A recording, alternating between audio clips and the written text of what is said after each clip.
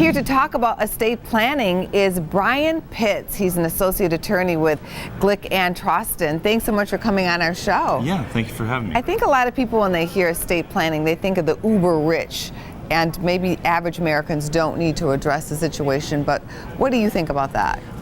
Estate planning is an area that the average individual has some need for, from just families having children and wanting to have a guardianship set up in a will, to, as you get older, you might want to start thinking about declarations of powers of attorney for health and property. So someone's able to take care of medical decisions and your finances when you become unable to take care of yourself. Do a lot of people bother to get a power of attorney, do you think? I believe if you've gone through and met with an attorney and have drafted a will or a trust, usually powers of attorney are part of a total estate planning package. How easy is it to have a will drawn up? Can you just go on the internet? I see these things on the internet. Is that worth it?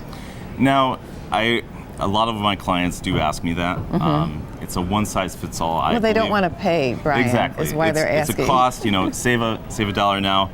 Although, I believe it's always best to have an attorney look it over, because you think you have everything in place, and unfortunately, if it's not done correctly, all of it was for naught. So what might somebody miss because they tried to go an inexpensive route by downloading something from the internet? It might not have been executed properly, and it might not have had the formalities that are necessary legally for that state.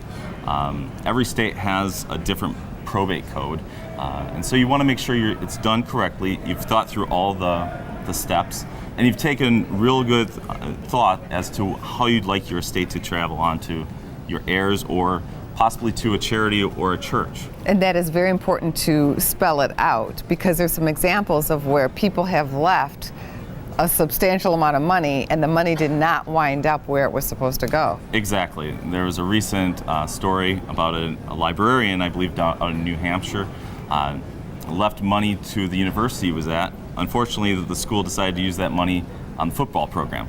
Not sure if that was how he intended, but it's best to have that spelled out in your estate planning documents. Okay, what about a trust?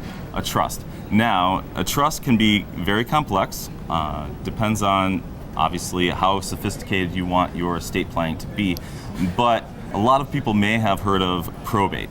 And if you just have a will, your estate may need to go through probate. It can be timely and costly.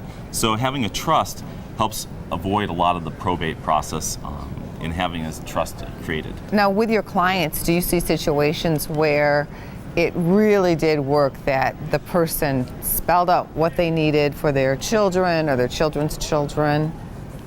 Yeah, as long as we sit down and we go through all the possibilities of what can happen, usually it's a reassuring to know that you've put a plan in place so that you've worked hard for your lifestyle and your assets are able to move on to the next generation. Well, thank you for coming on the show and for your insights.